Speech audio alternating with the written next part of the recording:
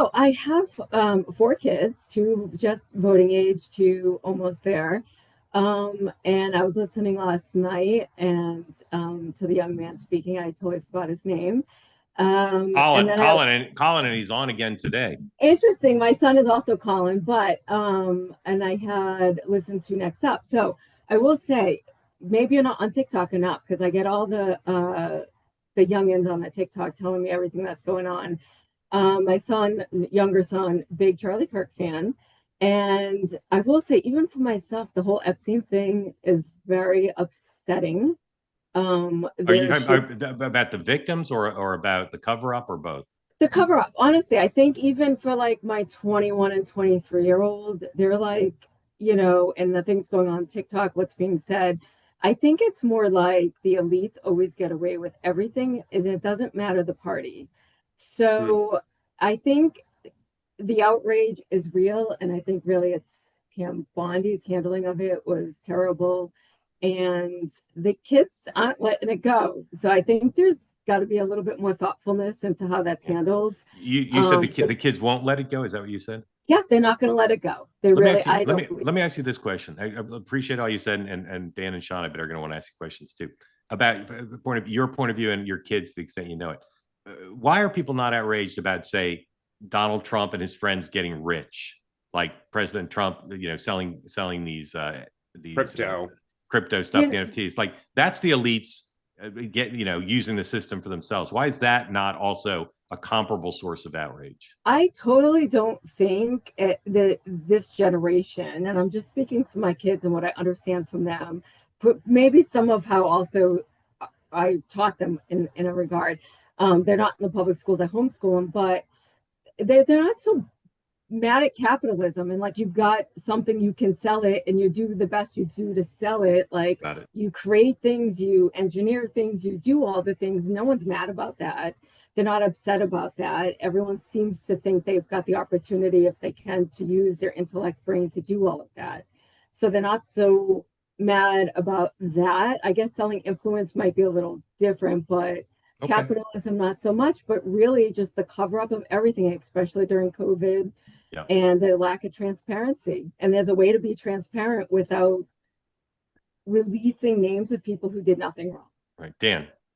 Um, your kids, I think you said two of them can vote, two of them aren't quite there. Are the four of them generally supporters of Donald Trump, or do they like Donald Trump? All right, so the one that is in college, unfortunately, she's not a fan of Trump, and she was a Kamala voter. And my older son made a 35-mile trip on voting day to cancel out her vote. Um, so it's very, and my two youngers are very, very conservative, but that's also the Charlie Kirk influence. Yeah. And I will say, even like for me as a mom, I don't even worry about the younger kids as much because they've got a lot more positive influences like him on the internet and things like that. The college one is not as resilient as some of that influence, and then the older one went into the trades and, kind of learned. So I asked because do they, let's say the three Trump supporters and even the one who's not, are they angry at Trump? Are they angry at kind of the institution of government more broadly? Institution of Interesting. government more broadly. I don't actually, I think that they wouldn't necessarily hold it against Trump himself. Of course, he's not up for reelection, but I do think to some extent it has an impact on the brand, you know.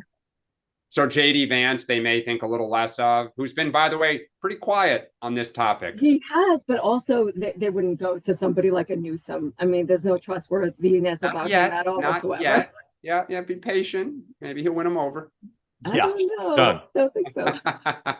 Sean. I want to take off Mark's question a little. Like, I'm blown away by, again, I sympathize with him for different reasons. I care about the Epstein thing, but not like the level of passion that some of these folks have.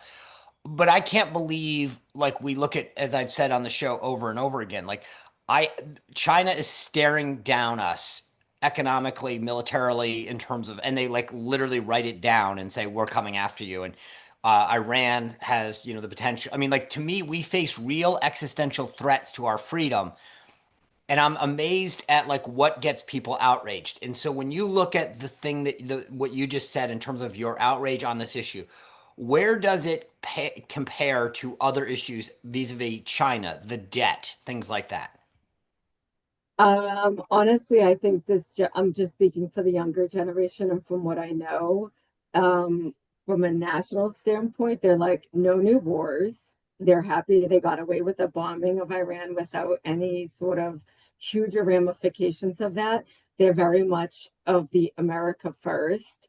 And listen, my parents immigrated here, but they did it legally. My friends were all immigrant Portuguese. They all did it legally, some of them just becoming citizens.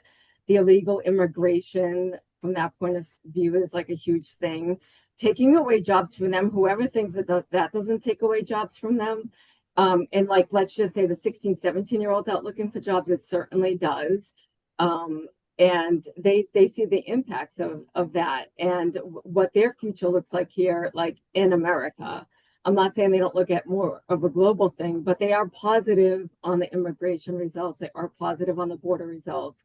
They are positive on some things, but the transparency thing, like if you can't trust people, I guess, or trust an institution, that kind of it has a trickle down effect. It isn't just like it's a Republican or a Democrat. It's just Right. trusting in the Yeah. institution. If President Trump called you and asked you what he should do to deal with this, what would you tell him? I think there's a way to say we can't release everything for XYZ reasons, but just be transparent. If there was like, Should he do it? Should he do it himself or have the FBI or the Justice Department do it? Think it's important he do it himself?